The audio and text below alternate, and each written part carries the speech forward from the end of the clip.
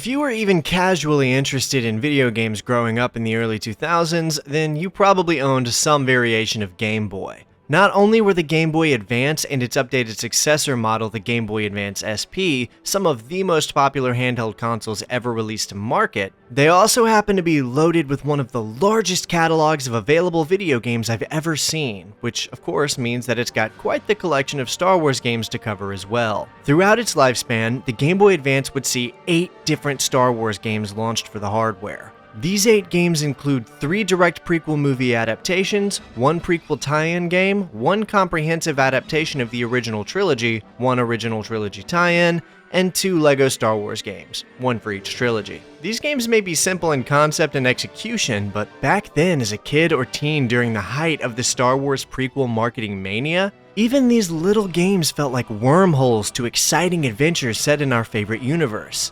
So I thought it'd be cool to go back and play every Star Wars game on the Game Boy Advance, starting with the Phantom Menace adaptation, Jedi Power Battles.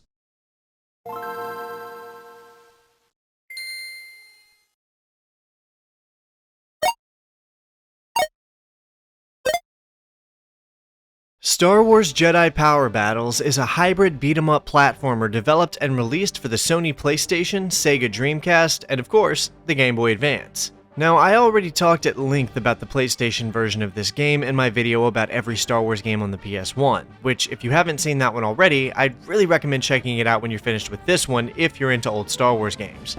That's why I'm here. As for the GBA version of Jedi Power Battles, it turned out to be significantly more like its PS1 counterpart than I was expecting. Unlike the PS1 and Dreamcast versions, which were both developed and published by LucasArts, Jedi Power Battles for the Game Boy Advance was developed by a studio called HotGen Studios Ltd. And published by THQ. In spite of that, however, HotGen made sure to use the LucasArts version of their game as their template, and definitely tried to replicate the original as best they could to ensure players had a similar gameplay experience between platforms. The game launched in December of 2001 for North American audiences, roughly 8 months after the PS1 version and 2 months after the Dreamcast version. Also unlike its counterparts, the GBA version does not feature the Episode 1 moniker, despite being practically the same game, just downscaled to function on the GBA and missing a few features, most notable of which are the characters. The core game only has 3 main Jedi to choose from as opposed to 5. Gon or Adi Gallia and Plo Koon, but Qui-Gon, Obi-Wan, and Mace Windu all remain. Ki-Adi-Mundi is also missing, but he was only in the Dreamcast version anyway. Sometimes not including Ki-Adi-Mundi is probably the right call.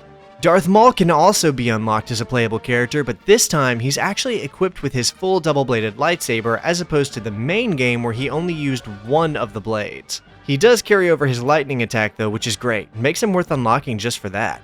Though all of his standard attacks are pretty much useless compared to his jump. I guess it's because he's spinning his blades around like a windmill and it's catching whoever's close to him, but at some point I realized I could just jump through the enemies and wipe them all out without even trying. Outside of that, Obi-Wan, Qui-Gon, and Mace Windu all play pretty similarly to how they did in the main game, although I opted to use Qui-Gon for my playthrough here since he's a favorite of mine. The tech on display here is pretty ambitious for what the platform was capable of at the time, as it tries to mimic the 3D movement of the main game as much as it could. In my opinion, this worked far better for the combat than it did for the platforming, because gauging where things are in this game ends up being a gamble more often than not. I can't tell you how many times I was trying to make a jump only for my character to totally miss and just fall straight down. The most egregious instance of this is in the Gungan Ruins level, where you're expected to make a frame-perfect jump in order to continue. This one jump was so difficult that I ended up looking up a walkthrough just to see how to make it, and even after seeing it done, it still took me several minutes to nail down. If this one awful jump wasn't in here, then I'd honestly probably feel far better about this game overall than I do now. Unfortunately, this one pixel-perfect jump can end up adding a lot of frustration to what would otherwise be a fairly decent 1 to 2 hour Star Wars game. That isn't to suggest the rest of the game is some kind of exceptional hidden gem or anything. I mean, it's not even one of the better Star Wars games I've talked about, but it was the first one to release on the Game Boy Advance, and it was trying to recreate a game normally played on a far more powerful console. so I'm cutting it some slack. The overall gameplay loop will consist of fending off a room of enemies, overcoming a platforming challenge, and then repeating that across 10 levels until the credits roll. Getting through those levels is a far more satisfying experience this time when compared to the PS1 version, however, as combating enemies feels a lot smoother and the game is more responsive to your inputs overall. You've got your basic attack button, your jump button, and then the left trigger offers a heavier slash attack. Then you can utilize a special force power which varies depending on which character you're playing as. Although this plays very similarly to the PS1 iteration, this version is far easier to get through. The bigger fauna bosses of the original are gone as well, such as the lizard creature from level 2 and the Tatooine sand creature from level 5, those being two of the more difficult encounters in the PS1 version. Really, the only major difficulty in this game will come from the platforming, and mostly because the GBA simply doesn't have the power needed to give us the kind of perspective needed to properly gauge these jumps. It probably wouldn't be as bad if they hadn't carried over the live system, but they did, so if you miss a jump more than a few times in a row, then it's back to the start of the level. Personally, I'd have preferred if they just reset you to the start of the most recent area you entered. Instead, you'll try to preserve your lives across each level and do your best to earn and find more as you go so you can complete the game. Although it may have done away with the Episode 1 moniker, don't be fooled, Jedi Power Battles is still very much just a direct adaptation of the events of The Phantom Menace. The levels are nearly identical to those found in the PS1 and Dreamcast counterparts unless the GBA version simply had to rework a part for feasibility reasons. We still start on the Trade Federation ship just like in the original, and for the most part, it's very close to the original level concept. They had to remove the big worker droid and trim down a few sections, but that was probably for the best if I'm being honest. We then moved to the Naboo swamps before heading into Theed and then the Naboo palace, so yeah, it's the exact progression of the original game level-wise, and you know what that means. We're headed back to Tatooine. Yeah, that counter is going to be up quite a bit by the end of this video. This level still sucks, but it's not as bad as it was in the original, which is the case for pretty much every level in this game actually. Following that we go to Coruscant, then to the Gungan ruins, then Theed again, then the palace cliffside, and lastly, the final battle. They even bothered to design their own little version of the stat mission, although they had to change how it played for obvious reasons. I actually kind of like this.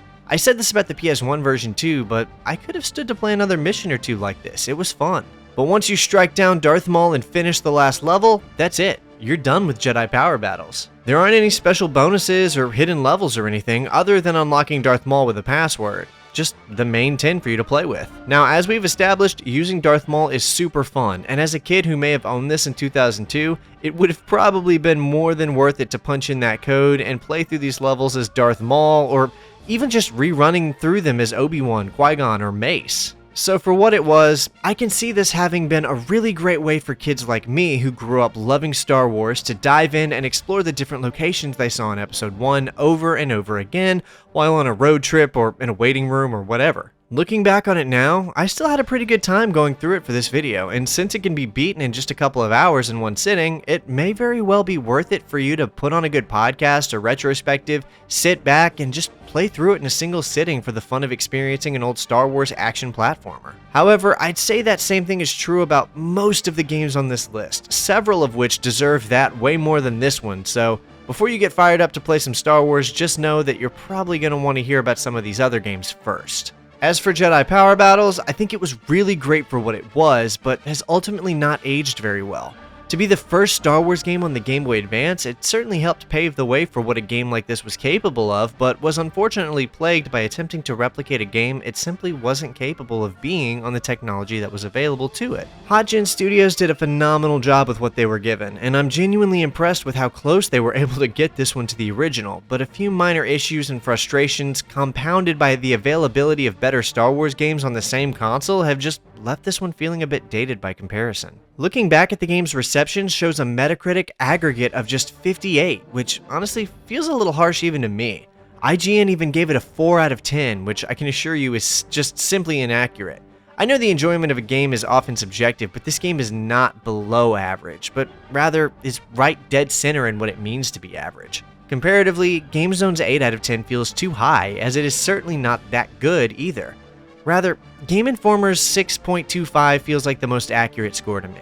Jedi Power Battles for the Game Boy Advance isn't a bad game by any means, nor is it a great one. It's just a fun and accessible option for fans of the series to experience the events of the first film in a video game format meant for a mobile console. It's got a few issues and hiccups that can make it feel frustrating to play at times, but those can be easily overcome with a little bit of concentration and repetition, which is not something I can say about the issues of the main game this one is attempting to replicate. It's not the best Star Wars game on the platform, nor is it the worst, but it is by far one of the most unique Star Wars action platformers you'll ever see, and that uniqueness remains its greatest quality.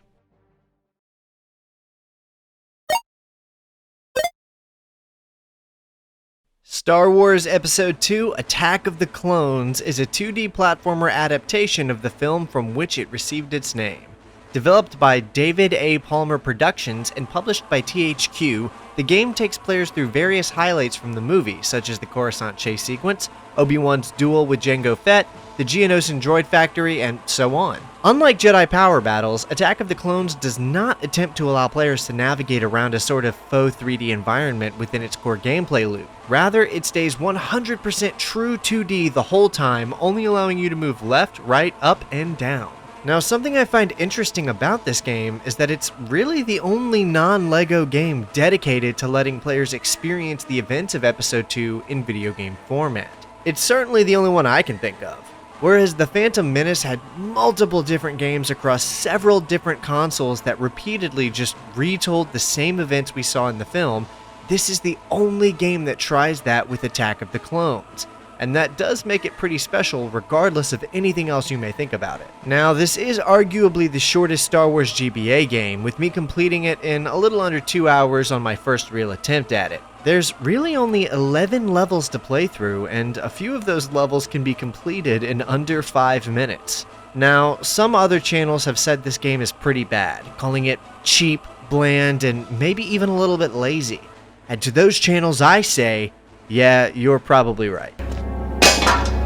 But in my own personal opinion, with acknowledgement of its overall poor quality, I actually find it quite charming. The gameplay is finicky and admittedly unintuitive. The sprite work, despite having some fairly detailed environments, somehow manages to make the characters and levels overall have a grayish hue, like they've been zapped of color. And most of the enemies you'll fight are just totally made up nonsense with little to nothing to do with the actual events from the movie. But at least the game isn't mercilessly wasting the player's time with aggressively difficult platforming and bloated level design. That isn't to say the platforming here is good though, but before I talk about that, let me cover the combat. So while it might look like your average beat-em-up button masher, the reality is a little bit stranger than that. In order to strike with your lightsaber, you've got to hold down the attack button and push the D-pad in the direction you want your character to strike. So anytime you see me attacking an enemy, what I'm having to do is hold the attack button and then push either left, right, up, or down to strike whichever enemy I'm trying to hit,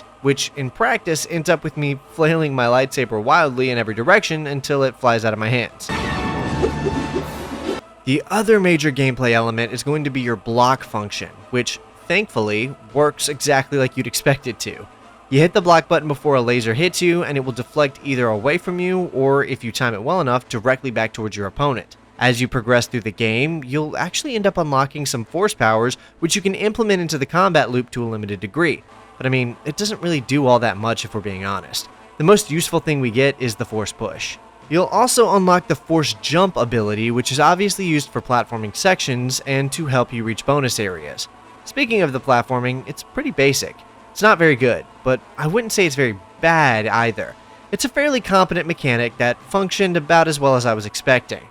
I've played way worse platforming games than this, I'll just put it like that. The game's first level opens with us assuming the role of Anakin just after Obi-Wan throws himself through a window. I love Coruscant, so anytime this universe takes us here, I'm all for it. And this is far less frustrating than the Jedi Power Battles Coruscant level, so even better. Although I don't know who the hell all of these droids and mercenaries that are trying so hard to kill Anakin are. Also, I mentioned this earlier, but the background tile sets look way better than the character sprites do for some reason. I don't have anything else to say on it, but it is odd the way the object sprites seem a little bit out of place on the background. The whole point of this first level is just Anakin getting from Padme's suite down to the speeder he uses to save Obi-Wan. Something tells me that if he took this long in the film, then Obi-Wan would have been dead. After this scene is where the game shakes things up a bit. For level 2, we transition into a 3D first-person chase sequence through the streets of Coruscant in the speeder they used in the movie. And it's pretty bad. It was really hard to tell what was happening on the screen. I can't imagine trying to beat this level on a tiny GBA screen, especially if it's not even backlit. Also, I mean, this is about what it is. There's 2 more of these 3D vehicle sections in the game, but the other 2 are actually easier than this one just because there's less stuff on the screen obstructing your vision. I like the idea they were going for here, and it's actually kind of cool to look at. The polygonal look of the ships and the streets is really neat.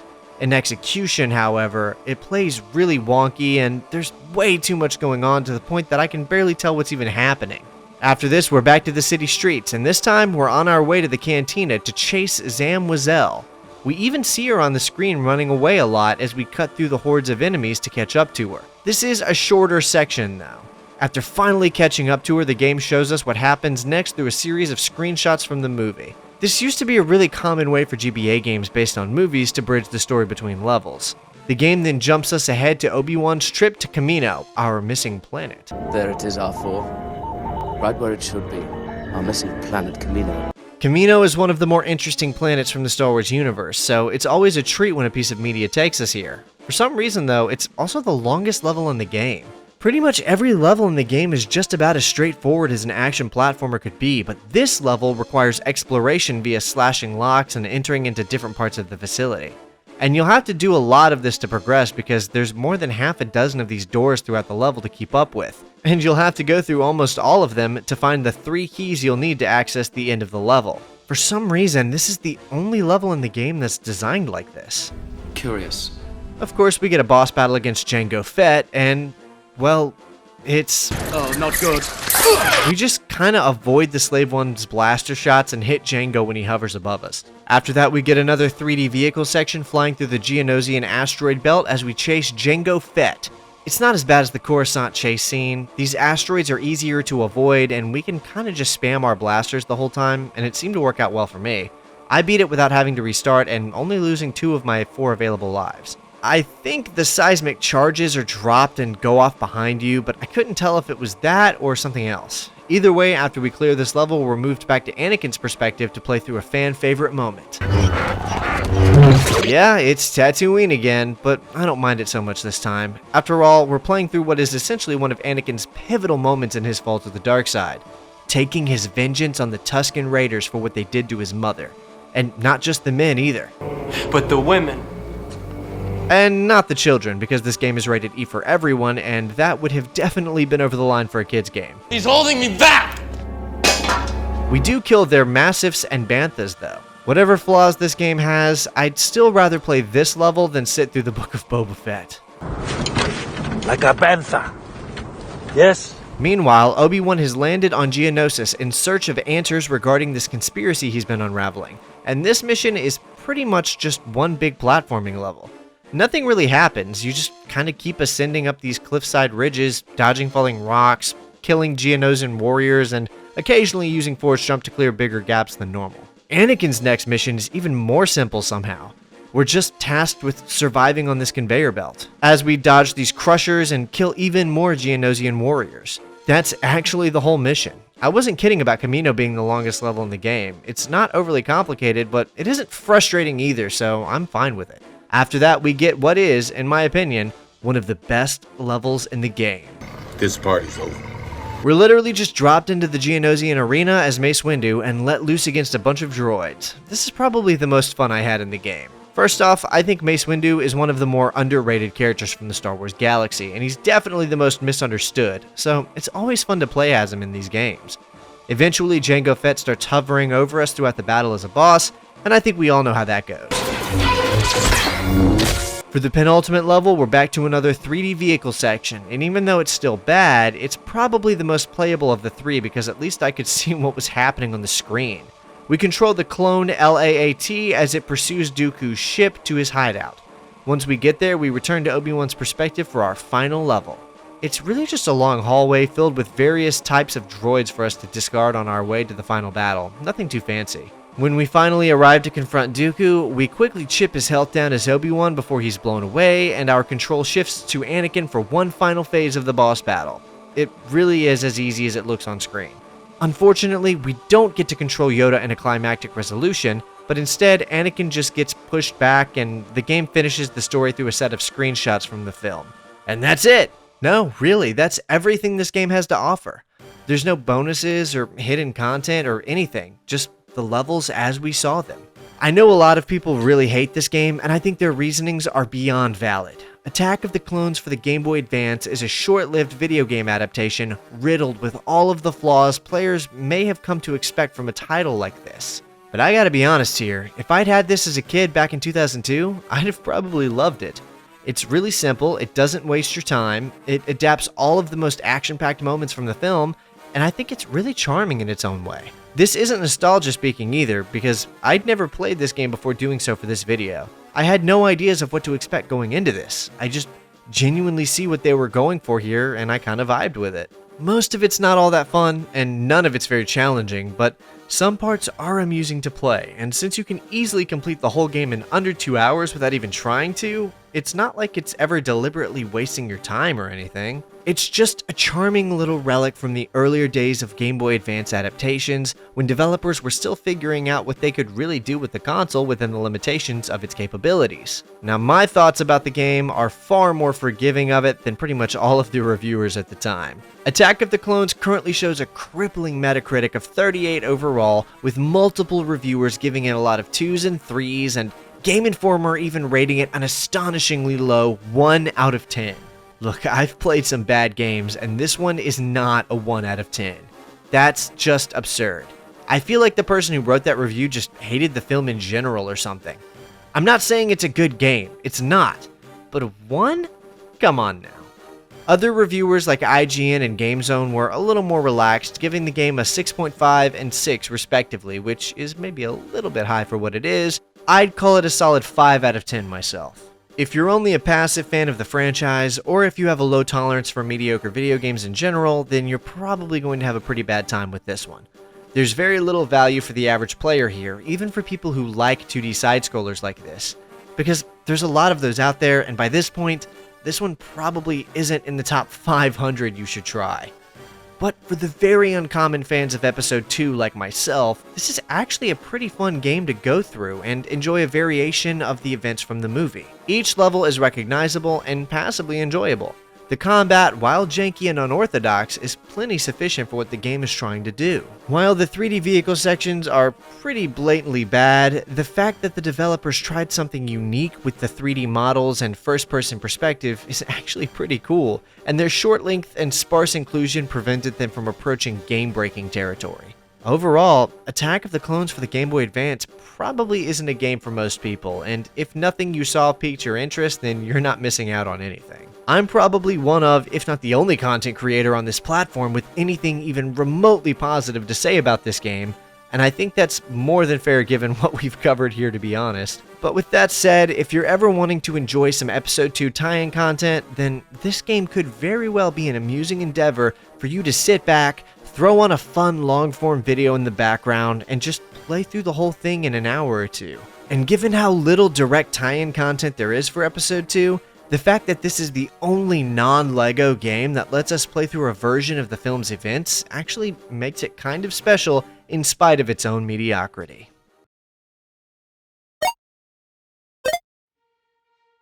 Star Wars: The New Droid Army is an isometric action-adventure game developed by a studio called Helix and published by THQ for the Game Boy Advance on November 14th, 2002. This was roughly 6 months after Attack of the Clones hit theaters, the film this game was tying into.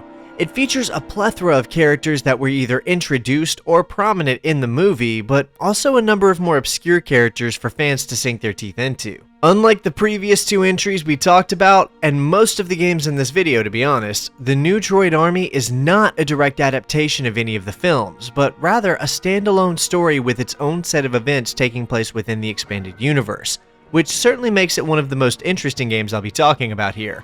A few months after the first battle of Geonosis, Anakin is summoned by the Jedi Council and sent on a mission to Tatooine, where he is to investigate a distress call they received from a moisture farmer named Rala Ponchar, claiming that innocent farmers were being attacked by a mysterious new battle droid. Shortly after that, all contact was lost with her, which has led the Council to send Anakin to find out what happened. I would be willing to bet that this is due to his familiarity with the world, and with that, Anakin heads to Tatooine, where we land in the Zelric Draw, an interesting little locale we get to more fully explore here in this game. So there's a few cool things to note here, first of which is Anakin's Jedi Starfighter.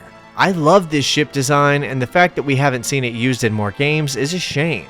The second of which is our ability to explore the aforementioned Zelric Draw. This is the canyon-like structure on the northern part of the Dune Sea that leads towards Mos Espa, and it's also where Qui-Gon and the gang landed during their visit to Tatooine in The Phantom Menace. The third thing to note is the exploration itself. As you can see by looking here, a lot of this game is just wandering around the environment aimlessly in between combat encounters. The gameplay loop couldn't be more simple. We walk towards our destination and we button mash whatever enemies happen to run up to us. As you get further in, things do get a bit more complex, like interacting with various NPCs and utilizing the Force to navigate certain environments. It's incredibly simple, but I actually really loved it. I thought repeatedly about how much I would love to see this formula improved upon slightly and used to tell some of the stories from the books. I'd play the hell out of those, no doubt. The saber combat is just a bit more nuanced than just mashing the attack button though. You've got a block button you can use to deflect blaster shots, and of course, if timed right, will send them straight back to whoever fired them. Force powers that can be interjected into combat like Force Push and a cloaking ability,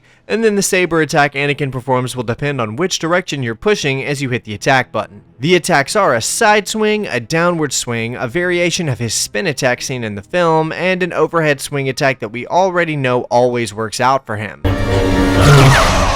It's obviously not all that complicated as far as gameplay goes, but man, is it such a fun time to play with. Star Wars fans are very likely to have a good time with this one. There's only 3 locations in the game, but each location is quite expansive and filled with more than a dozen different unique areas to explore and navigate. Now obviously, like we talked about earlier, the first of the 3 locations we visit is Tatooine, and it's filled with some really cool areas for us to play in, like the aforementioned Zelric Draw, Mos Espa, a Womp Rat Cave, a surprisingly expansive section of desert with a few moisture farms around it, Jabba's Palace, and we even see the Sarlacc Pit. After entering Mos Espa, Anakin has to find someone with knowledge of Rala Ponchar. A mysterious cloaked figure offers to share some information with Anakin in exchange for heading into the nearby Womp Rat Cave and dealing with the multiple Anuba thought to be causing the aggression in the Womp Rat population. For those who don't know, an Anuba is a pack of predators local to Tatooine that was actually designed for inclusion in The Phantom Menace, but ultimately went unused, so we get to see them here instead. Great use of the idea, I have to say. Once we take care of the Anuba hiding in the Womp Rat Cave, the mysterious cloaked figure reveals herself to be Aurra Sing, a character we've actually talked about on the channel before in my video on every PS1 Star Wars game. Her role in the game is minor, but her involvement is a pretty cool inclusion for the plot, and she even mentions how her character didn't get the help she needed from the Jedi before, which is accurate to her character. Just another example of how much these old game devs cared about the universe they were contributing to. Once Anakin returns to Mos Espa, he finds that the streets are being terrorized by mercenaries and battle droids searching for someone. Anakin confronts Watto to gain information on the location of Rala Ponchar, and Watto reluctantly tells him what he needs. It's a brief exchange, but Anakin has business to attend to. There's a solid portion of the game that has us navigating through the desert across a handful of moisture farms where we have to strike down more than a handful of Tusken Raiders, which Anakin seems more than happy to oblige to. I hate them! Eventually, Anakin makes his way to Jabba's palace where he's confronted by Aurra Sing once again, but this time, he's ambushed by a mysterious third party who manages to knock Anakin unconscious as they hand him over to Jabba. Anakin wakes up in prison next to Rala Ponchar, the woman we were sent here to find. Looks like Jabba's been keeping her locked up here for a while. Kinda cool to realize that both Anakin and Luke were imprisoned in Jabba's palace at some point. Like father, like son. We play a sequence through the dungeon beneath the palace, freeing a bunch of the moisture farmers and others of those being wrongfully kept here. While I'm doing this, I'll just go ahead and tell you who that mystery woman is since the game does never explain. Her name is Sato, and she's a former witch of Dathomir who abandoned her planet in order to become an acolyte to Count Dooku. Her business here is in service of Dooku, of course. Once we clear through the dungeon and free everyone, Anakin manages to locate and commandeer one of Jabba's skiffs just before he's shot down by the mystery woman from before. The two have a confrontation near the Sarlacc pit and engage in a duel, but Anakin makes very short work of her as she discovers far too late how woefully outmatched she is. Shortly after that, Anakin calls Obi-Wan to report on his progress regarding the reports of these new battle droids. And hey, we get a mention of Cortosis. Obi-Wan tells Anakin that Coruscant is under attack and requests his immediate return, so we see Anakin flying his Jedi Starfighter to Coruscant. Once there, Anakin links back up with Obi-Wan, who informs him of a small unit of droids currently invading and occupying a portion of Undercity in Coruscant, and tells Anakin to go in and provide the clone support in stopping it. Then we get another mention of Cortosis, where Obi-Wan warns Anakin of its resilience. Now, I know a few of you may have seen the Disney Plus show called The Acolyte, where a helmet made of Cortosis totally short-circuits a lightsaber, so I feel like I need to point out that the Legends universe is a totally separate universe than the Disney universe. Think about it like a multiverse. There's a lot of similarities, but just because something happens in one doesn't mean it's true of the other.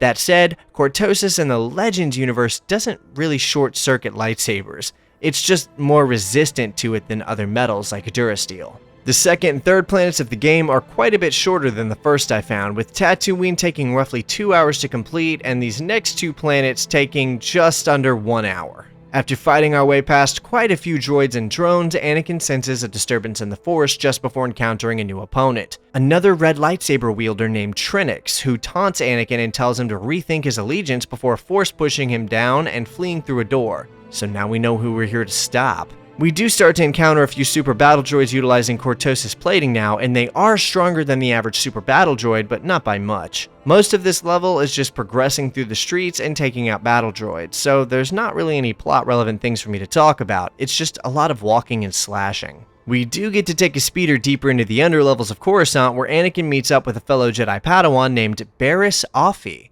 She tells Anakin that her squad of clones was overrun and that she's struggling against lightsaber-resistant droids, and Anakin reassures her that he'll handle it. Now this is super interesting to me given Barriss's actions a few years down the line. Seeing her inclusion now with the knowledge of her decisions in hindsight makes this feel even more interesting to me for some reason. That is, if you want to consider the 2008 Clone Wars series Legends canon, which Disney doesn't. Also, it's always cool to see Phase 1 clone troopers in Star Wars media. Quite a bit further down, we come across none other than Dexter Jettster. Dex tells Anakin he got caught up down here while trying to get supplies and then threatened by someone with a red lightsaber. Of course, it must have been Trinix, whom Anakin finds inside of Bentho's nightclub and has a brief duel with before he once again flees deeper into the underlevels. Anakin continues his pursuit of Trinix into a core bay loaded with auto turrets, mercenaries, and all kinds of other threats currently aiding in the assault. Anakin eventually finds a Chiss bounty hunter named Vandalore, who informs Anakin that Trinix is headed for the Jedi Temple to begin trying to destroy it. Remember him, he'll matter later. Anakin quickly grabs a speeder and heads straight for the temple, where he's confronted by Count Dooku. Dooku tells Anakin that his new arm suits him and that he plans to destroy the Jedi archives while he's there, before simply walking away and leaving Anakin to battle off a Cortosis super battle droid, which allows him to escape. Anakin dispatches the droid and gets a call from Obi-Wan asking where he is. Anakin reveals that the assault on the nearby underlevels was all just a diversion to get enough Jedi out of the temple to leave it vulnerable enough for Trinix and Dooku to destroy the archives. Now, I've talked about this before, but man, I love that we get to kind of walk around and explore some of the Jedi Temple here. It's not often we get to play around in the temple like this, even if it is in such a linear fashion. Normally, this is where I'd talk about who Trinix is, but there's nothing to really talk about. The only thing we know about him is that he's a human male who is being trained by Dooku as an acolyte. Speaking of him, though, it doesn't take long for Anakin to reach the archives and find Trinix there waiting. They talk briefly about Anakin's devotion to the Jedi Order blinding him before they engage in a duel to the death. It doesn't take long, however, before Trinix is overpowered and Anakin strikes him down. Right after that, Yoda contacts Anakin to tell him that the Jedi have returned and secured the temple once more. The whole assault has been squashed. Anakin then joins Yoda and Mace Windu in the council chambers for his next assignment. Apparently, Obi-Wan confronted Dooku in a brief duel but was injured before Dooku's escape, and Anakin is now being sent after Wat Tambor, the leader of the Techno Union, as he is the one behind the manufacture of these Cortosis droids, which puts Anakin on track to the planet Metalorn. Now this planet has quite a bit less to talk about since it's pretty much just all combat, and unlike the previous two levels which were loaded with little plot events, this whole level is mostly just Anakin making his way to Wat Tambor to arrest him. There's far more navigating dangerous environments here though, which does make for a neat level gameplay-wise. The planet Metalorn is well known to be heavily wrought with pollution from all of the factories and industry on the planet, and it's also one of the best planets to find the coveted cortosis we've been talking so much about. Way later, Metalorn would end up undergoing some extreme changes after becoming occupied by the Yuuzhan Vong, who terraformed it into a nearly different planet ecologically speaking. The main events to talk about here are Anakin's confrontation of Dooku's final two acolytes called Vennec and Carrick. There's even less to say about them than the previous characters since their only existing lore entry is that they were being trained by Dooku and were killed by Anakin here on Metalorn. This is one of the hardest battles though because they can gang up on you unless you find a good way to manage to keep the conflicts as 1v1 as possible. After disposing of the two acolytes, Anakin finds a group of charges and goes to the 5 individual factory reactors to plant them for detonation. The best way to cripple their cortosis droid manufacturing is to just destroy the whole facility. Just outside of Wat Tambor's office, Anakin is confronted by the same Chiss bounty hunter he met on Coruscant. It seems Vandalore is now acting as a bodyguard for Wat Tambor. Something I can say about Vandalore is that he's the lover of a different Chiss character who plays a role in the Galactic Battlegrounds Clone Campaigns expansion named Severance Tan. Now she has a much lengthier lore to talk about, but that's for a different video. After Anakin defeats her lover Vandalore, he heads inside the next room and informs Wat Tambor that he's under arrest. After that, the two quickly make their way out of the facility just before Anakin sets the charges to explode behind them. However, just as everything seemed to be going well, Anakin is confronted by Count Dooku. The two then stand off in a climactic duel as Dooku informs Anakin that he's capable of becoming so much more powerful if he would simply release his anger. Anakin demands he stop talking, and the two resume their duel. Anakin manages to overcome the powerful Dooku as he ominously tells Anakin that his defeat has ensured the fall of the Republic before then fading away. After that, Anakin retrieves Wat Tambor once again and takes him to Coruscant to supposedly stand trial, although Anakin reveals that he's been placed under the watch of Palpatine's personal security, a request that Mace Windu says he finds strange. The three then share a brief dialogue about Anakin's growing skills and the future of the Republic. And then, the credits roll. That's the story of the new Droid Army. Alright, yes, I'm going to explain how it is that Anakin fought Count Dooku just a couple of weeks after Attack of the Clones and somehow won. Well, the obvious meta answer is that this game came out way before Revenge of the Sith, but that's lame and no fun at all, and I know you're cool and want the in-canon EU explanation. Well, author Abel G. Pena, who is responsible for working on tons of Star Wars lore via magazines and other avenues, wanted to explain how this game could be canon in the EU, and in the official Star Wars Fact File 116, Pena explains the Dooku Anakin defeated on Metalorn was simply a Force projection, also called a Force doppelganger, which is a technique also seen in other properties like the Star Wars Dark Empire comic series, and even in some of the games like Mysteries of the Sith and more. Must be way easier to do in the Legends universe because many Jedi could do it and it didn't straight up just kill them. Anakin's duel with Dooku's Force projection is supposedly mentioned in the novel Yoda Dark Rendezvous, but I haven't read that one myself yet to confirm. The new Droid Army will be getting a lot more time in this video because the events of its campaign are unique to it, and you guys know I love a chance to talk about Legends lore when I can. Also, this game is part of the first Clone Wars multimedia project, which had a ton of lore that would end up being contradicted by the Clone Wars TV series later on. So when Disney announced in 2014 that they were considering the events of the show and the second multimedia project to be Disney canon, and the events of the first multimedia project to be Legends canon, it ironically adds a strong level of authenticity to the first Clone Wars multimedia project for me to think of it that way. It's just a really fun and unique Star Wars game that does a lot of things I haven't really seen anyone try to do with the universe since. And yes, it is genuinely fun. I had a great time playing through it for this video and would have been more than happy to play another one or two just like it if they'd ever been made. Apparently not everyone shared my enthusiasm for the game though. Taking a look at the new Droid Army's Metacritic shows an aggregate score of just 60, which kinda surprised me to be honest. Most who played it felt it was mediocre at best, and I personally think it's one of the better Game Boy Advance games I've ever played. It was ambitious, fun, responsive, had a decent plot, and actually functioned as you would expect it to.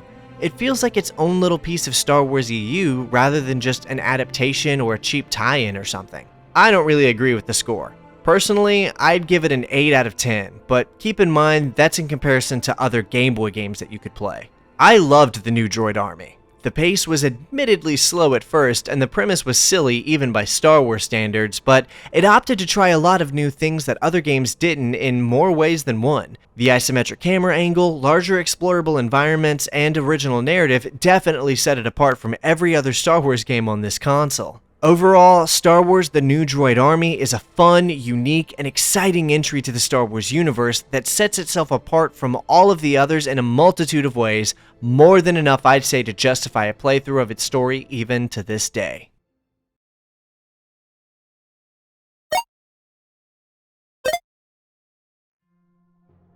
Star Wars Flight of the Falcon is a 3D rail shooter for the Game Boy Advance that puts players in the perspective of Han, Luke, Lando, and others throughout its various levels where you can experience the events of the original trilogy from the cockpit of both the titular Millennium Falcon and various other vehicles. Developed by Pocket Studios and published by THQ, Flight of the Falcon released to US audiences on November 18, 2003, and in the EU just a few days later on November 21st of the same year. Given that many of the Star Wars licensed games coming out around that time were set in the prequel era to coincide with the film releases, Flight of the Falcon opted to focus wholly on covering events from the original trilogy, which is pretty much the most interesting thing I can say about the game. Because, unfortunately, it's just not a very good game. Before I start criticizing it though, I want to say that there are some pretty cool things about it. Like, the menu screen is kind of well designed, and I feel like the cutscenes are pretty impressive for a Game Boy game. The attempt to utilize 3D graphics on a Game Boy Advance like this is ambitious, and, well, that's pretty much it. Of all the games I'll be talking about in this video, this one is easily the worst. The whole game is on the rails from start to finish, and the majority of the available levels are just on a loop as you cut through the needed number of enemy crafts in order to pass the level. Honestly, it reminds me a lot of the Rebel Assault games. I actually personally consider this game as Rebel Assault 3 to be honest, since it plays almost the same and ends up being just as bad. This game should really be called Rebel Assault 3 Flight of the Falcon, because it feels exactly like what I'd imagine a follow-up to that series to be like. When the game doesn't have players flying through a space background, there are a few on-ground levels to see, which essentially just means you have to dodge in-world objects and utilize the boost function to reach the end of the level before the time runs out, which is similar to those levels I talked about in the Attack of the Clones game earlier. Doesn't help that this level is set on Tatooine either. The levels are separated by film, so after we beat every level associated with Episode 4 for instance, we then select Episode 5 and play the levels associated with that one. Roughly half of the existing levels of the game are just in space and don't have anything all that unique to them except for some asteroids or the occasional Star Destroyer, but there are a couple of more unique levels that actually are pretty cool, like chasing Boba Fett through the skyline of Cloud City for instance. Others are worse though, like the speeder bike chase on Endor for example, which felt kinda like a form of torture.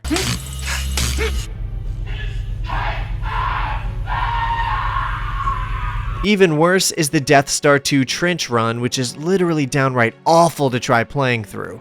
There's little semblance of fun in this level, just frustration and bad game design. Much of the difficulty from these levels is from how hard it is to see the environment since it's all pixelated and far too busy. And unlike those short little 3D levels in Attack of the Clones, these levels go on for so long.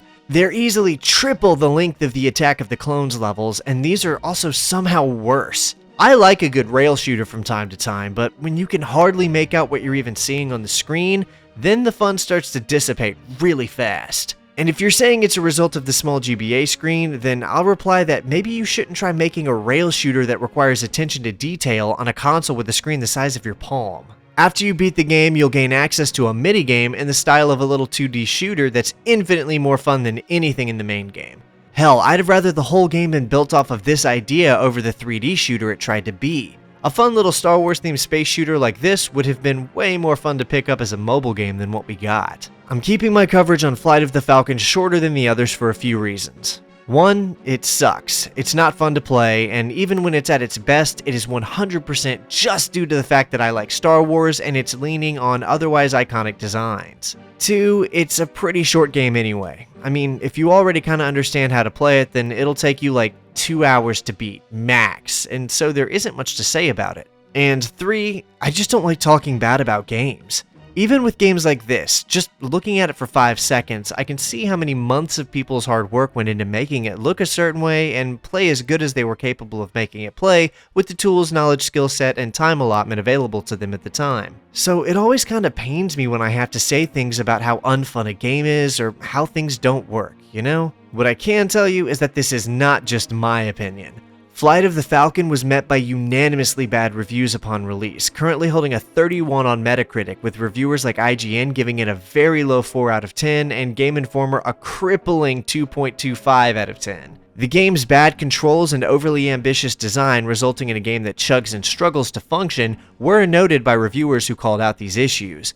The only thing that was really praised about the game was the music and sound effects, which were only half decent in my opinion. I have no idea what was going on with this game. I don't know if it was deadlines or maybe just unfamiliarity with the devs on how to build for the handheld console, but Star Wars Flight of the Falcon is just about the only Star Wars game in this video I wasn't able to find any redeemable aspect about. I don't think I had any fun across the game's 14 different missions, and if my coverage of the Attack of the Clones game earlier is any indication of anything, it should be that I'm very easy to please when it comes to playing video games. I mean, that game was panned by people, and I still said I had fun with it. I hate to say this, but I just can't think of any reason I'd ever recommend anyone trying this game out. If you're a Star Wars fan and you're looking for some little hidden gem Star Wars games to try out, I can confidently assure you that this isn't one of them. You're not missing out on anything here. Star Wars Flight of the Falcon is an admirable attempt to bring a Star Wars rail shooter to handheld console owners, but it failed to deliver on that idea in just about every way.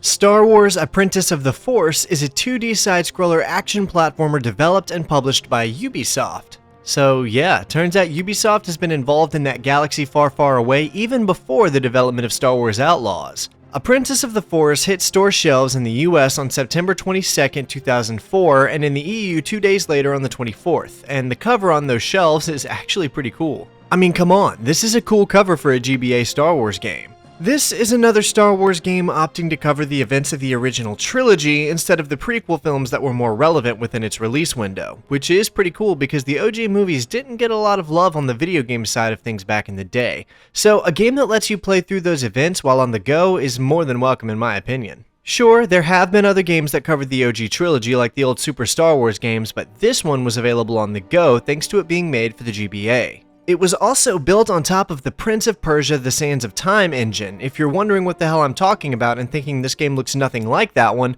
well, I'm referring to the Game Boy Advance version of that game, which, as you'll see, looks nearly identical in terms of gameplay. All 3 of the OG movies are represented here too, with the game letting us play through the events of A New Hope, Empire Strikes Back, and Return of the Jedi, all in a satisfying 2D side-scroller action-adventure package. The animations are all spectacular. I'd even say they're the best we've seen so far in this video. Each attack or movement is smooth as butter. In fact, the whole art style in general is just beautiful to look at. They tried to go for something of an authentic representation of the characters and environments, or at least as authentic as the GBA was capable of producing. The gameplay lets players utilize a blaster, a lightsaber, some force powers, and a handful of movement mechanics to learn, like a double jump and a dive roll. There's even some really solid progression here since it follows Luke's journey, letting you start off with just a blaster in Episode 4 until you're an absolute menace with a lightsaber in Episode 6. There's also boss battles, which, I mean, come on. How much better does it get than facing down Darth Vader in that climactic ending fight on Cloud City? But we'll get to that. Let's talk first about our favorite planet, Tatooine. There's no other way to say this. A New Hope just isn't exactly an action-packed film. I mean, you've got a few cool fights, but of all of the Star Wars films to make it to a game, it's easy for me to see why this one would be the most difficult to do. Saying that is me laying the groundwork to say that the Episode 4 base levels are the worst ones in the game. Half of them are set on Tatooine, and that's not even me exaggerating. There's 6 levels based on Episode 4, and 3 of them are on Tatooine. The first makes sense. It's a tutorial taking you through Luke's pursuit to retrieve R2 after he wandered off like in the movie. This is where the player is able to familiarize themselves with the controls and gameplay. After this, we'll be spending the next 2 missions in Mos Eisley, one of which will be making our way to the cantina to meet Han. McClunky. And the other where we'll be going to sell Luke's speeder and use the credits to pay Han, whom we then head back to meet up with. We get to fight more than our share of stormtroopers throughout this, but that fun gets a little inhibited by these levels, making it very unclear what you need to do and where you need to go. It's really only these first 2 levels that suffer from this weird level design, but I feel this may have actually turned some players off of the game back in the day, which would be a shame because the game genuinely is pretty good. Once you get through these levels, we can finally get a change of scenery, as the next/final 3 levels of Episode 4 are all appropriately set on or around the Death Star. There's a lot of taking secondary characters from point A to point B, like letting R2 open doors, blocking your path, or guiding Leia to safety. I gotta say, this game is really challenging. It's not like unfair, unresponsive, or broken, it's just genuinely difficult. These Death Star missions may seem hard, but this X-Wing mission is even harder. It's mainly because it's so hard to control the X-Wing itself, not to mention how little damage you can afford to take. The only way to really hit the TIE fighters is to be looking at them, obviously, but since the ship automatically moves forward, it will cause you to collide straight into them more often than not. After this part, the other vehicle-based sections aren't really as bad, but this one is awful. Like this one letting you make the Death Star trench run, which has its annoying aspects, but it's overall a lot less frustrating than that other one. Once you've wrapped up Episode 4, we head into The Empire Strikes Back, where we fight not 1, not 2, but literally dozens of Wampas. Yeah, Luke just has to cut through these things, but it does make a good excuse to play with our lightsaber since we're finally using it now. They even let us play the section where an AT-AT is trying to crush us and we have to dodge under it, which I like. It's a fun idea for a side-scroller level. That background is mad lazy though. The snowtrooper design looks great, and I don't know if you've noticed yet, but this game exclusively follows Luke's perspective. I like this. Feels more cohesive than some of the others since we're able to stick with just one character. The story is told mainly through these little dialogue menus with screenshots, and I think this is fine. Given what the GBA is capable of, and the fact that the story of the movies is already easy to just watch, this is fine for a game. Luke is now on Dagobah, where we can do some various Jedi training activities with Yoda, and I mean, it's pretty fun, honestly. I like these moving log components as it adds some dynamic elements to the level design. We even get to strike Vader down in the cave. The last few levels are set on Bespin and Cloud City and play very similarly to the Death Star levels from the Episode 4 coverage, except now we have a lightsaber, which makes everything better. It is a bit hard at first, but once you master this somersault saber spin move, you're pretty much good to go from there. The end fight with Vader goes really hard too, as we battle in the carbonite chamber, which can actually catch us and we have to break free of it. Then we move on to the window scene where we have to slash objects Vader throws at us to keep him from pushing us out of the window, which he does anyway of course, leading us to the final ledge sequence where Luke loses his hand. I sure hope someone doesn't go down there and find that hand so they can use it to make an evil clone of Luke with a super stupid name or something. Now we're on to Return of the Jedi, which is genuinely mad hard. Like, it's a pretty large difficulty spike between 5 and 6. It's way harder, but, I mean, come on. Literally just look at how cool this looks. Slicing through Gamorrean guards, force pushing them, and meditating to heal in between battles. This is awesome. I mean, of course it's on Tatooine again, but still, this is where we get to really test our skills up to this point. Don't get me wrong, this is really hard, but it was hard in a good way that made me stop and consider how best to tackle problematic areas. The boss battle with the Rancor did take me a minute, and I even had to look up what to do here, but that's mainly because I was impatient. You just roll under it and force push some boulders into it until the door slams shut, so kinda like the movie, which I'm fine with. Even this long series of platforming across Jabba's skiffs was a lot of fun. This is some prime Star Wars gameplay right here. We even beat Boba Fett in a kind of boss battle as he flies above us. Have fun in the Sarlacc pit, bro. Things get a little iffy when we get to Endor, however. The first level has us on a speeder bike going through the forest and trying to stay alive as scout troopers fire endlessly and try to ram into you. It's almost as frustrating as the X-Wing level I talked about earlier. Almost. It's not miserable, but it does take some finesse to overcome. I would not have wanted to try beating this without save states, I'll tell you that right now. The difficulty has quite possibly exceeded what it should have for a handheld Star Wars game, and it only gets worse when we get back on our feet. I'm not sure what to say about these indoor levels except that they're too much. Using our full arsenal of force powers is really cool, but this is after the game introduces us to the force slam power where we can smash our blade into the ground and kill everything on the screen.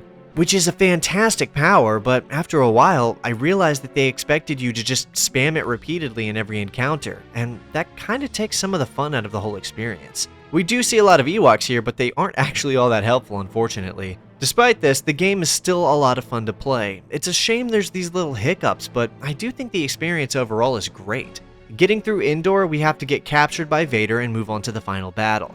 We get a fun little cutscene, and it's beyond clear to me that the people making this actually liked those movies and were excited to be making this game. The Emperor has his little ending monologue and all of that like in the film, and then we get to the conflict. There is no conflict. Yes, there is, and I can see how this battle should have been hard, but again, the somersault saber spin is so overpowered that we're able to make short work of him. There's quite the quantity of levels here, and it's a pretty comprehensive look at all the major events from the trilogy. Not only that, it's actually fun to play through, for the most part. Players who beat the game do unlock a secret survival level where Luke fights a bunch of the different enemies from the game, which I didn't know about until later and deleted my folder, so shout out to Long Play Archive for getting footage of this rare little gem. There's very few games out there that let you play as Luke Skywalker for the main character for story events. Sure, there's a few where he's a selectable character, but rarely is he the main character we play as through the story mode. There are a few like Rogue Squadron and a few others, but obviously it just feels different when we're using his lightsaber like this. Honestly, I'd have preferred if we had gotten a game or two set in his expanded universe adventures, but unfortunately that never manifested. But if you like the original trilogy and or side-scroller action games, then this might be a pretty good choice for you. It's responsive, it's fun, and I liked it.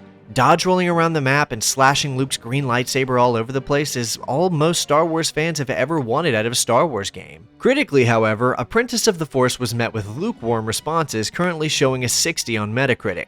The primary complaints were about its repetitive combat and short length, neither of which I really agree with, to be honest. It's no more repetitive than I feel a 2D side-scroller on the GBA should be, and I thought the length was more than appropriate for what it is. Each of the 3 episodes takes between 1 to 2 hours to complete, averaging out nearly 5 hours of gameplay for the game, which is more than enough for a GBA game, let's be honest.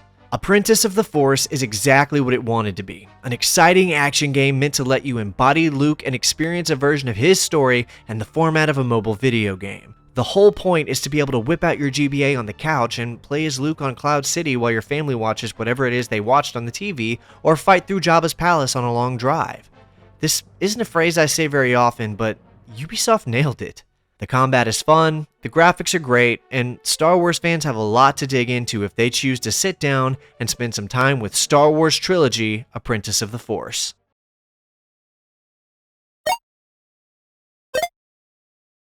LEGO Star Wars for the Game Boy Advance was developed by Kryptonite Games, published by Eidos Interactive, and released to consumers on March 29, 2005. So just over a week after Revenge of the Sith hit theaters. It's not just the developer that's different from the primary console title by Traveler's Tales either.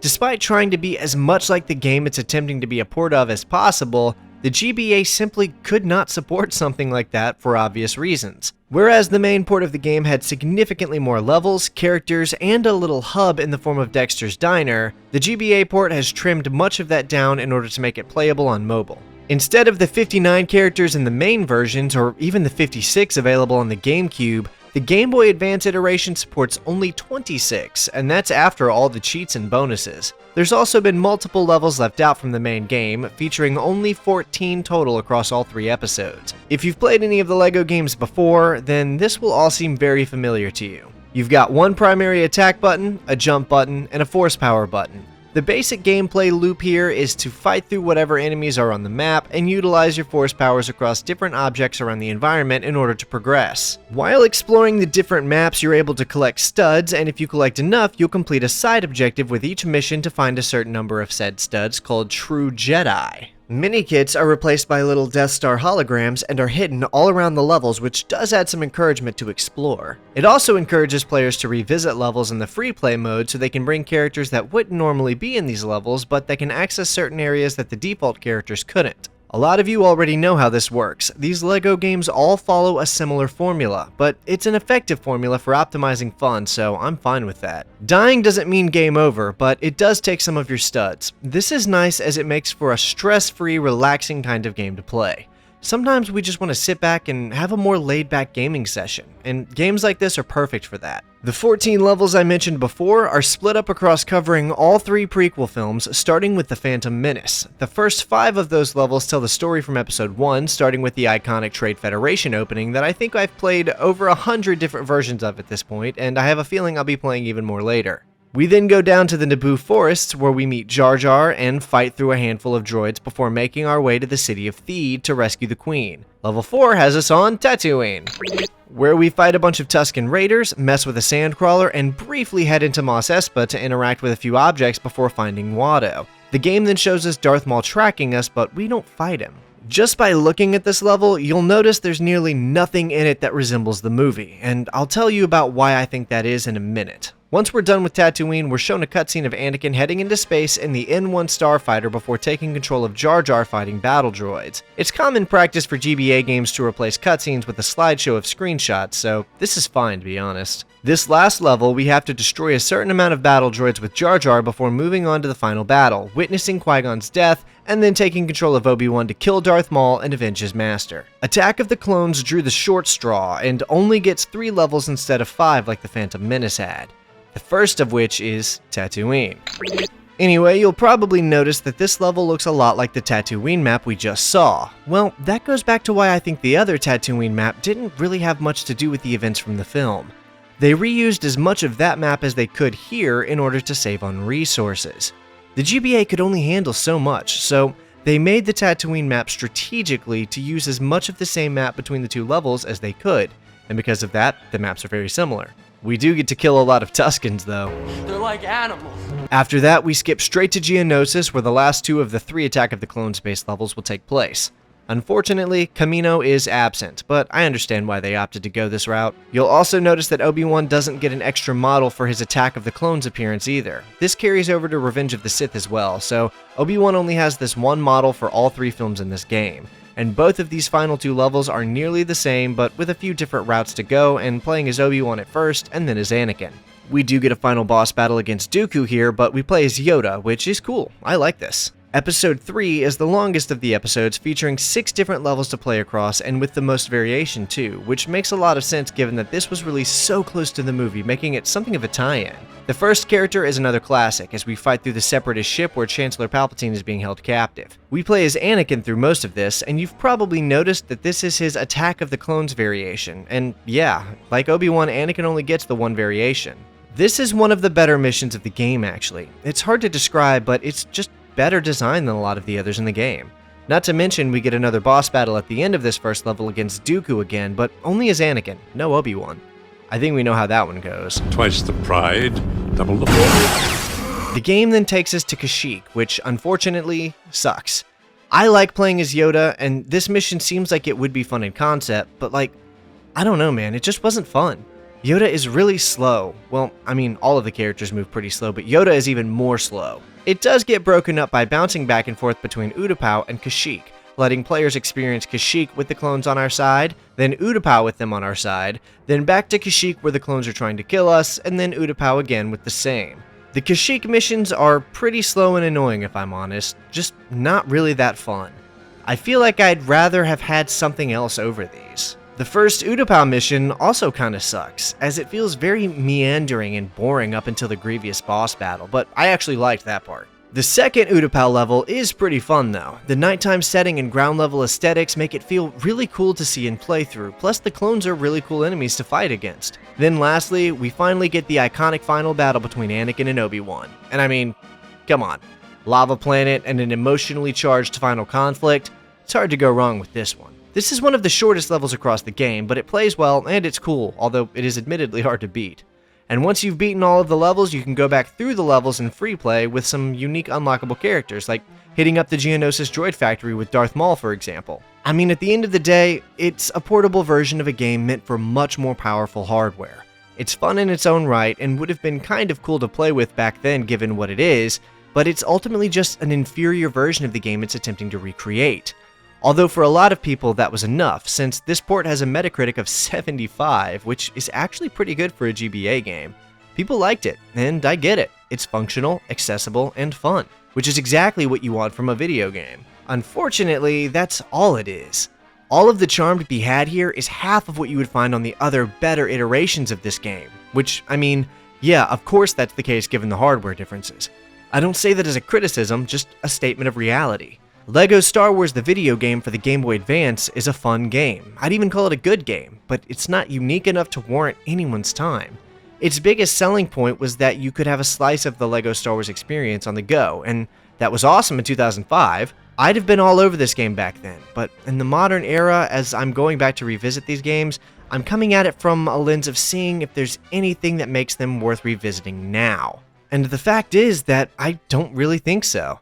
Maybe if you have a nostalgic tie to this one, but otherwise I'd say just play the Xbox or PS2 version since it's the same thing but better. It's still a really fun game though, and it did exactly what it was meant to on release, which was to deliver a compelling LEGO-based Star Wars experience for fans to play on the go via the Nintendo Game Boy Advance.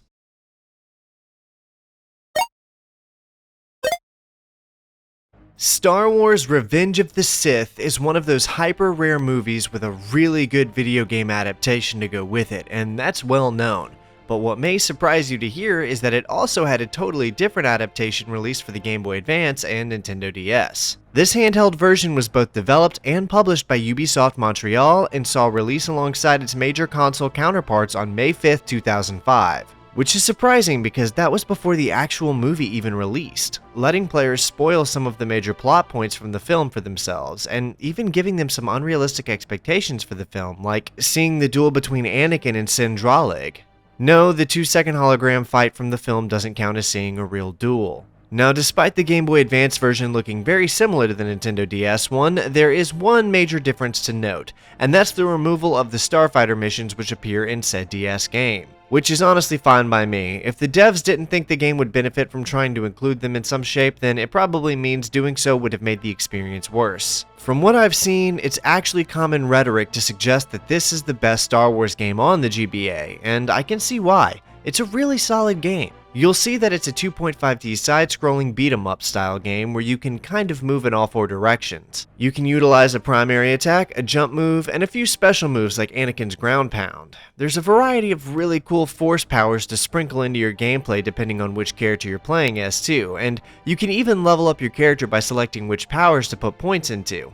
This is one of the most interesting factors available actually. At the end of every level, you'll get a screen displaying how you performed on said level, how many points you accumulated, and then one to allow you to distribute those points across a list of force powers. And even better, Obi-Wan and Anakin have a set of unique powers only they can use. Anakin's available powers are Saber Throw, Absorb, Rage, and Choke. Choke being easily the coolest power in the game. Obi-Wan can choose between Force Speed, Heal, Shield, and Mind Trick. Force Push and Pull are neutral powers available to both characters. The powers you select do directly impact your gameplay experience, and the amount of points you accumulate throughout a given playthrough won't be enough to get all of the abilities leveled up to their maximum potential, so there's some room for replay value here to mix up what powers you use. It doesn't stop there though, because after that, you get to select one of 3 traits to upgrade on your character. You can choose between Stamina, Strength, and Intuition, which is just your force meter. All of this incentivizes players to focus on how they complete levels and be aware of slashing objects in the environment so they can find more points to upgrade their Jedi of choice. Speaking of choosing which Jedi to play as, they only share the first 2 levels and the first boss battle. True to form, Anakin and Obi-Wan's paths branch away and go very differently from one another, and because of that, the character you select will change the experience you get. If you select Anakin, which was my first playthrough, you'll play the first 2 missions on the Separatist ship and encounter Count Dooku as your first boss battle. After this, however, Anakin goes to Coruscant, where we see his heated discussion with Mace Windu over being put on the Jedi Council but not granted the rank of Master. What? For some reason, this bridge is loaded with Trade Federation battle droids and even an AAT, which turned out to be super frustrating to fight. I'm not even going to bother trying to justify this with lore, it won't work, this is purely for gameplay purposes. Eventually we reach Palpatine, and Anakin has his confrontation about him being the Sith Lord they've been searching for. Windu tells Anakin to wait and goes to arrest Palpatine just like the film. Then, the same thing from earlier occurs as we fight towards Palpatine's chambers and have to carve through literally hundreds more battle droids. What's that old term? Ludonarrative dissonance? Yeah, there obviously wouldn't be 500 battle droids hiding on Coruscant, but whatever, it's just for the game. The next boss battle is against Mace Windu, and it's actually pretty fun. Boss battles in this game are all about recognizing patterns and adapting to them, which is exactly what you want from a solid boss battle in a video game. After beating Mace Windu, What have I done? he accepts his new title and we stop playing as Anakin and start playing as Darth Vader, which leads us to playing some of the best levels in the game. Yeah, we're storming the Jedi Temple. There are not many games that let us play as a fallen Jedi carving through a temple of other Jedi like they're made of paper, so this game gets my praise based on that alone. And man, do we carve through a lot of Jedi. While I'm playing through the temple, I'd like to point out how fluid these animations are. I'm more than comfortable calling this the best animated Star Wars game on the GBA. Its art style, detail, and even the amount of frames per animation are all phenomenal. Not to mention how cool it is to play as Anakin winning multiple 3v1s against Jedi trying to overtake him in the archives. Then we get our next boss battle against Jedi Master Sindralig, who's actually named after one of the stunt coordinators on the movie, except spelled backwards. His name was Nick Gillard. This is another fun battle to play through, and even took me a few attempts to learn. Sindralig is a great character, very underused. With that complete, Sidious sends Vader to Mustafar to exterminate the last of the Separatist forces, and it sucks. These last two levels are actually awful. They're just a total test of patience and spam you with spongy enemies to waste your time and frustrate you. Some of the enemies even have longer weapons than you do, and it's just really annoying, and it kind of feels repetitive by this point since we end up fighting yet another AAT. Like, come on. It's a shame I don't have more to say about this one, but I just wasn't having much fun. So it's a good thing this final boss battle is actually pretty cool. And I mean, how could it not be? Anakin versus Obi-Wan, the final battle between Master and Apprentice, and it doesn't disappoint at all. We get two phases of the fight, one on a bridge with lava in the background, and another on the moving platform on the lava river. I'll admit, I kinda spammed the Force choke ability, but like... Eventually, we're able to beat Obi-Wan and see the ending cutscene. I won't talk as much about the Obi-Wan campaign because it's pretty much exactly the same beats as the movie. Like I mentioned earlier, Obi-Wan shares the first two missions and the first boss battle against Dooku, but when things veer off, Obi-Wan heads to Utapau, where we'll be for a while. It's a lot of fighting the same battle droids as usual, except with the addition of battling Grievous's IG-100 Magna Guards. I actually kinda like fighting them too, they're a fun challenge. The General Grievous boss battle doesn't disappoint either. I really enjoy these for some reason. I had a lot of fun with every boss we fight in this game, even the worst one, which we're about to get to. After we're done frying General Grievous, So uncivilized. we head into Obi-Wan's answer to Anakin's Temple Siege missions. Obi-Wan has to cut through a ton of clones in order to escape from Utapau, but it's definitely dragged out quite a bit more than it should have been. Although I will admit that the different fauna and caves are a really unique and interesting addition to the game that gives it something special you can't find in other Star Wars games. Oh yeah, and here's that boss I mentioned a minute ago. It's just a gold-colored Magna Guard. Nothing too crazy, but at least it's fun. After this, we get Obi-Wan's version of Anakin's Mustafar missions, which puts Obi-Wan and Yoda heading to the Jedi Temple and cutting through a few dozen clone troopers so they can activate the distress beacon to keep other Jedi away. Fighting clones as Obi-Wan is really fun, and these missions are far less awful than Anakin's Mustafar missions, so that's an added bonus. After reaching the end of the temple, it's the big finale again, and we all know how that goes. That's the game. There's no bonuses or special missions or anything, but the amount of effort and functionality integrated into the main game means that isn't really necessary. After beating the game, you get what is basically a New Game Plus that lets you keep your leveled character while allowing you to earn even more points and gain all of the powers. There is additional content available for the multiplayer mode that features 3 more unique planets to play on, reportedly based on their inclusions in Tarkovsky's 2003 Clone Wars miniseries. Those planets are Dantooine, Moonalynist, and Yavin 4. Now, I didn't have a way to play the multiplayer for this, so shout out to Aaron Monroe for his footage on this one. With all of this in mind, I think it's very clear why so many consider this the cream of the GBA Star Wars crop. It looks great, plays well, and offers the most satisfying and fulfilled gameplay experience overall between the leveling mechanic, different force powers, and tightly knit combat. So it won't surprise you to hear this GBA version received a 73 score on Metacritic, which is probably accurate. I might say it's even better than that and call it a solid 75 personally. Revenge of the Sith for the GBA is an immersive and highly enjoyable way to experience the events from the movie and is easily the best Star Wars movie adaptation on the GBA. Playing the events of the Jedi Temple March alone is enough to make this game worth trying out for fans of the series, but there's plenty of other fun stuff here to check out, and if you can get a friend to grab a GBA with you and link them together, then you can see the unique multiplayer levels available. Or even if you're just hoping to get an interesting Episode 3 related experience to sit down and enjoy by yourself with your favorite YouTuber on in the background, it's still worth going in and playing in my opinion. Revenge of the Sith for the Nintendo Game Boy Advance is genuinely a fantastic Star Wars game, and is still to this day absolutely a game worth playing.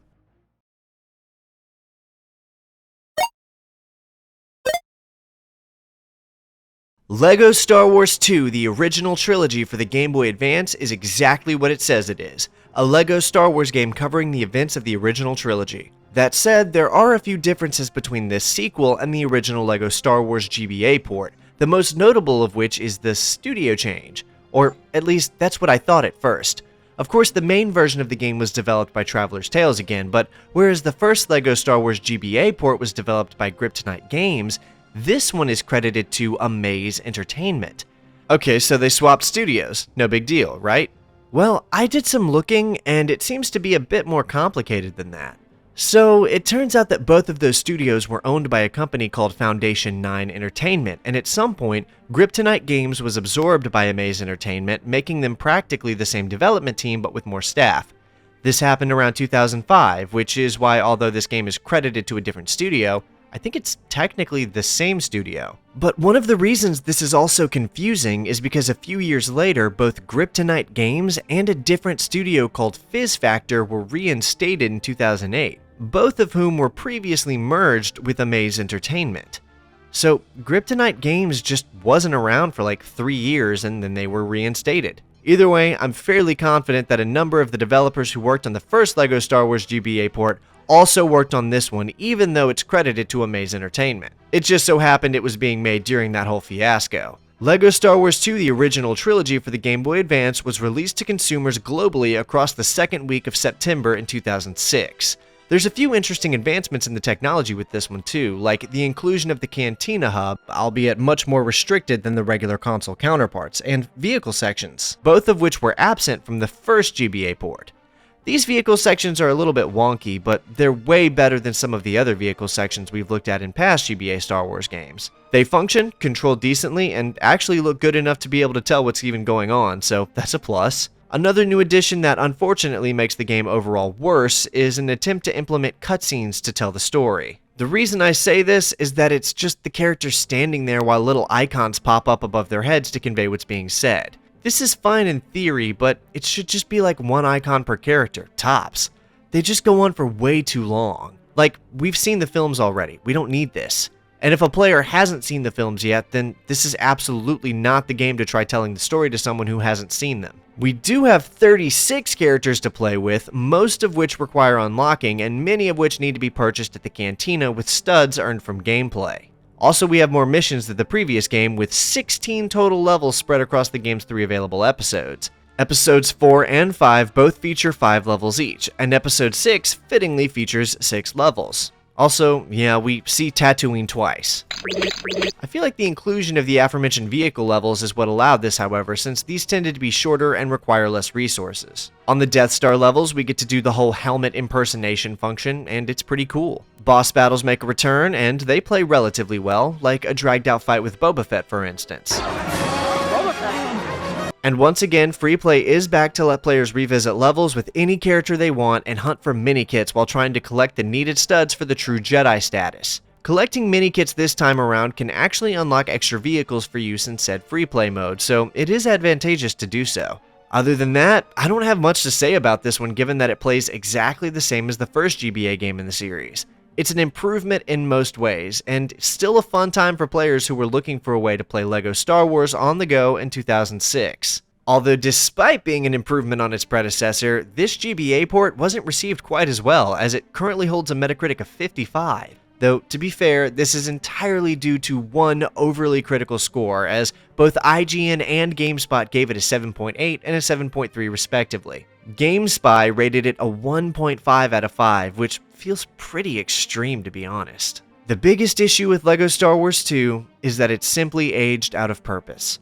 A lot of the GBA Star Wars games I've talked about are objectively worse games than this one, but in spite of that, players are likely to find more worth playing in those games than this one because they're unique and feature experiences that can only be found there. With these LEGO Star Wars GBA ports though, they're not only mediocre, but also advisably bad ways to experience LEGO Star Wars. They don't have anything that the main versions don't, and lack a ton of things that those versions have.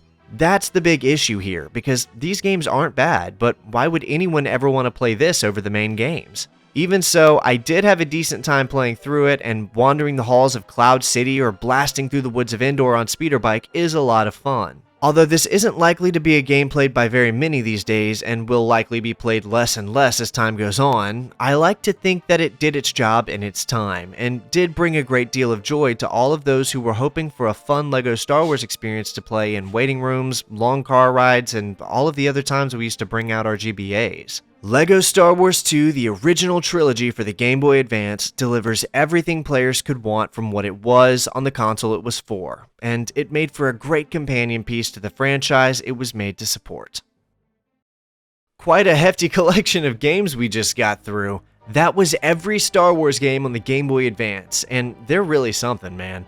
I do think it's pretty cool that this is like the one console where you can technically play a loose adaptation of every single Star Wars film. Episodes 1 through 3 all have their own game. Then of course Apprentice of the Force takes us through all 3 original films, and I think that's really cool. Not to mention that across both LEGO games, you can experience all 6 films in LEGO World. The LEGO Star Wars games take us through the same motions of course, but it's not really the same, you know? If you were wanting to play a game version of all 6 Star Wars films, then the GBA is actually the best place to find what you're looking for.